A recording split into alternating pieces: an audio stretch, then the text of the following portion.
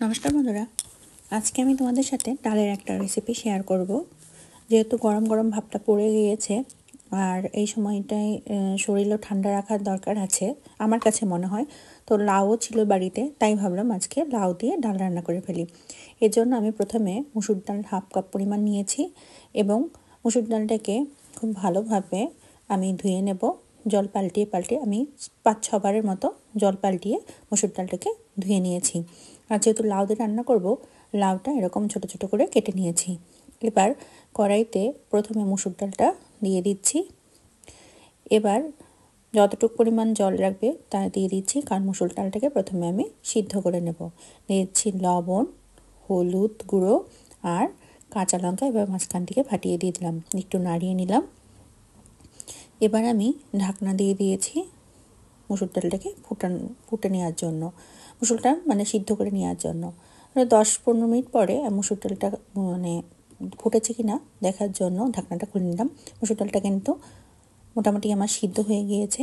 এখন আমি ডাল ঘুটনির সাহায্যে এভাবে করে ডালটাকে ঘুটে নিচ্ছি।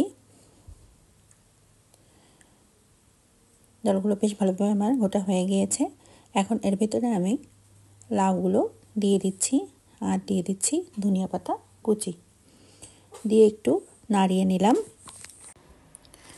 এবার লাউটাও সিদ্ধ করার জন্য কিছু সময়ের জন্য আবারও আমি জাল হতে দেব, যাতে লাউটা খুব ভালোভাবে ডালের ভিতরে সিদ্ধ হয়ে যায়।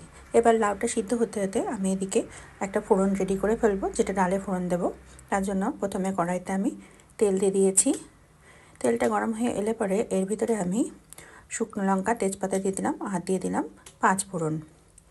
একটু নাড়িয়ে নিলাম।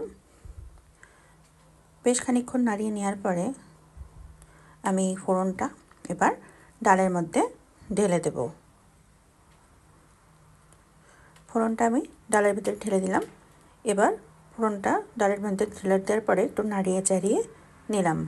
এবার আমি আরও কিছু সময়ের জন্য একটু জাল হতে দেব আর একটু নাড়িয়ে নেব। ডালটা কিন্তু আমার প্রায় তৈরি হয়ে গিয়েছে, আর একটু সময় জাল করে আমি নামিয়ে নেব।